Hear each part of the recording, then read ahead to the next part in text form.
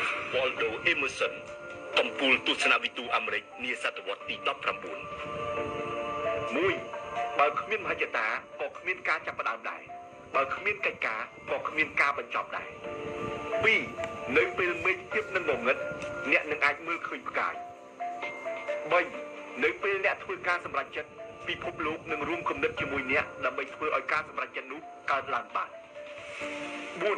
សន្តិភាពមិនអាចសម្រេចបានតាមរយៈអំពើហិង្សាឡើយសន្តិភាពអាចកើតឡើងបានតាមតែរយៈការយោគយល់គ្នាប៉ុណ្ណោះ 5. ប្រសិនអ្នកមិនព្យាយាមធ្វើអ្វីឲ្យហួសពីជំនាញរបស់អ្នក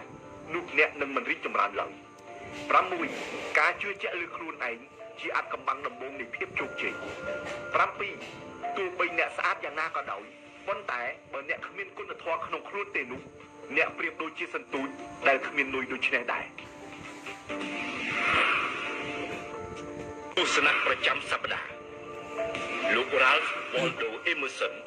កំពូលទស្សនវិទូអាមេរិកនាសតវត្សទី19 1. បើគ្មានមហិច្ឆតាក៏គ្មានការចាប់ផ្ដើមដែរបើគ្មានកិច្ចការក៏គ្មានការបញ្ចប់ដែរ